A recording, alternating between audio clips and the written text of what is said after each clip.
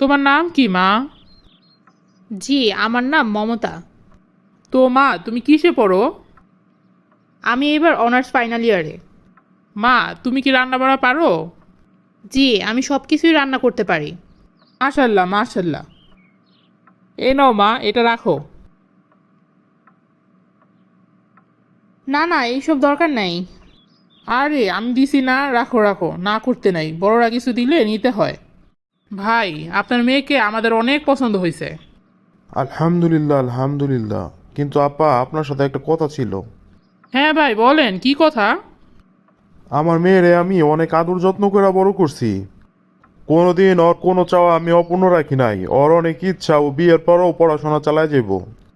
পড়াশোনা কইরা ও অনেক বড় একটা সরকারি চাকরি করব। এখন আপনারা যদি বিয়ের পরে ওর পড়াশোনা করাইতে রাজি থাকেন তাহলে আমার কোনো আপত্তিই নাই। হ্যাঁ হ্যাঁ ভাই, কোনো সমস্যা নাই, ও বিয়ের পরও পড়াশোনা করতে পারবো, কোনো সমস্যা নাই। আপনি এইসব নিয়ে কোনো চিন্তা করবেন না, আমি একদম আমার মেয়ের মতো ওরে রাখবো। এখন আপনারা রাজি থাকলে আমরা সামনের সপ্তাহে এসে বিয়ে পড়া নিয়ে যাব। ঠিক আছে আপা, তাহলে আমাদের আর কোনো আপত্তি নাই। আপনারা তাহলে সামনে শুক্রবারেই আসেন। শুভ কাজে আর দেরি করে কোনো লাভ নাই। আচ্ছা ভাই, ঠিক আছে। আজকে আমাদের বাসর রাত। জি। তোমার আমাকে কিছু বলার থাকলে তুমি নিশ্চিন্তে তা বলতে পারো। জি, আমার একটা কথা বলার ছিল। হ্যাঁ, কি কথা বলো। আমার না খুব ইচ্ছা পড়াশোনা করে বড় কোনো চাকরি করার। আপনি কি আমাকে এই বিষয়ে সাহায্য করবেন? হ্যাঁ, অবশ্যই, কেন নয়।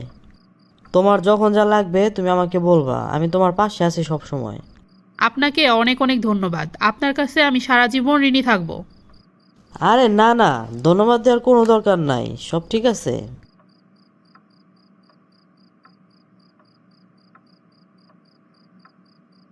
আরে বৌমা, তুমি রান্না করে কি করো?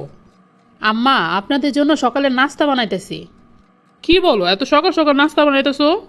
যাও যাও যাও, পড়াশোনা করো, তোমার কোনো কাজকর্ম করা লাগবো না। তুমি আসার আগে যেমন আমি কাজ করছি, এখনও ঠিক তেমনই আমি কাজ করবো। তুমি শুধু তোমার পড়ার দিকে খেয়াল দিবা। তোমার কোনো কাজ করতে হইব না বৌমা, তুমি যাও। না আম্মা, সমস্যা নেই, আমি নাস্তাটা বানাই যাই। বৌমা, বড়রা কিছু বললে শুনতে হয়, যাও তুমি যাও। ঠিক আছে আম্মা। আরে বউ, তুমি এখানে কি করো। এই তো ওয়াশিং মেশিনে আপনার কাপড়গুলো ধুইতেছি। আরে কি বলো, তোমার কাপড় ধোয়া লাগবো না, তুমি যাও, আমি কাপড় ধুয়ে দিতেছি। তুমি গিয়ে ভালো মতো পড়ো, ভালো মতো প্রিপারেশন নাও। তুমি যদি ভালো একটা রেজাল্ট করো সেটাই হবে আমাদের সার্থকতা। না না, সমস্যা নাই, আমি কাপড় ধুয়ে গিয়ে তারপরে পড়তে বসবো। বউ, বড়রা কিছু বললে পরে শুনতে হয়, আমি তোমার স্বামী না। এখন যাও, এখন গিয়ে পড়তে বসো। আচ্ছা ঠিক আছে। আমার শাশুড়ি আমার জন্য কত কিছু করতেছে, আর এইদিকে আমার স্বামী তো আমার জন্য যান জীবন দিয়ে ফেলতেছে। এখন আমি যদি চান্স না পাই তাহলে তো আমার জীবনটাই ব্যর্থ। ওইদিকে আমার আব্বা বড় মুখ করে বলছে যে আমি একটা সরকারি চাকরি পাবো। আমার যেমনি হোক এই চাকরিটা পাইতে হইব। আম্মা, আজকে তো আমার পরীক্ষা, আমি তাহলে পরীক্ষা দিতে চাই, আমার জন্য দোয়া করেন। ঠিক আছে বৌমা, তুমি কোনো টেনশন করো না, সাবধানে যাও। আর না পারলে তখনও মন খারাপ করো না। এখন পারো না তাতে কি হয়েছে, পরের বার পারবা, কোনো সমস্যা নাই। তুমি নিজের উপর বিশ্বাস রাখো। নিজের প্রতি আত্মবিশ্বাসটাই হয়েছে সবচেয়ে বড়। আত্মবিশ্বাস দিয়া দুনিয়া জয় করা যায় বৌমা। আসি তাহলে আম্মা, আল্লাহ হাফেজ, আসসালামু আলাইকুম। বউ, ঠান্ডা মাথায় আগে প্রশ্নগুলো পড়বা, তারপরে বুঝা শোনা একদম সুন্দর করে অ্যান্সারগুলো দিবা। একটুও নার্ভাস হইবা না, নিজের প্রতি একদম কনফিডেন্স রাখবা। ভাইবা বোর্ডে সব কিছু গুছায়া আর কনফিডেন্টলি অ্যান্সার দিবা। আমার আজকে কেন জানি একটু ভয় লাগতেছে। আরে কিসের ভয়, পারলে পারবা, না পারলে নাই, কোনো সমস্যা নাই। তুমি এত চাপ নিও না তো। জি, আপনার নামটা বলুন। স্যার, আমার নাম মমতা আক্তার তমা। আপনার বর্তমান অ্যাড্রেস কোথায়? আমার বাসা হচ্ছে ড্যামরা, ঢাকা। আপনি কি এখন কোথাও জব করতেছেন? জি স্যার, বর্তমানে আমি একটি বেসরকারি স্কুলে সহকারী শিক্ষক হিসেবে কাজ করছি। আপনি শিক্ষা ক্যাডারে জব করতে ইন্টারেস্টেড কেন? স্যার, আমি শিক্ষকতা পেশাটাকে মনে প্রাণে খুব ভালোবাসি। আর আমি মনে করি একটা জাতির জন্য শিক্ষাই হচ্ছে সবচেয়ে বড় হাতিয়ার। তাই আমি চাই উপযুক্ত শিক্ষার মাধ্যমে আমাদের দেশটাকে গড়ে তোলার জন্য। আপনার উত্তরগুলো আমাকে ইমপ্রেস করেছে। আপনি সবগুলা প্রশ্নের উত্তরই যুক্তিসঙ্গত এবং সঠিকভাবে দিয়েছেন। তাই আমি আপনাকে এই পদের জন্য সিলেক্ট করে নিলাম। Thank you sir.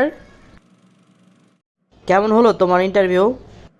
আলহামদুলিল্লাহ ভালো, তারা আমাকে সিলেক্ট করছে। কি বলো, সত্যি? Wow, congratulation! আমার যে কি যে খুশি লাগতেছে।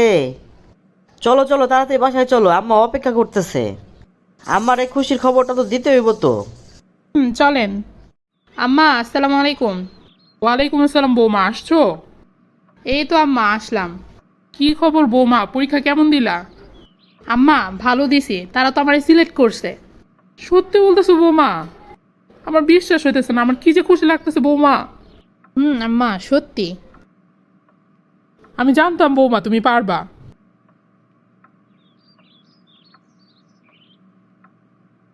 তোমার আব্বাকে ফোন করে খুশির খবরটা জানাও।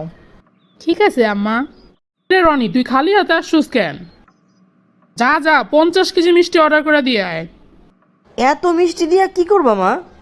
এত মিষ্টি কই হইল, সব আত্মীয় স্বজনের বাসায় দিতে হইব না? আমার বৌমা বিসিএস ক্যাডার হইছে, এটা কি চারটিখানি কথা? যা যা যা, তুই গিয়ে মিষ্টি নিয়ে আয়। আচ্ছা আচ্ছা ঠিক আছে মা, যাইতেছি যাইতেছি। প্রিয় বন্ধুরা, আপনারা লাইক, কমেন্ট ও শেয়ার করে আমাদের পাশে থাকুন। আপনাদের একটি লাইক ও কমেন্ট আমাদের নতুন ভিডিও বানাতে অনেক উৎসাহ যোগায়।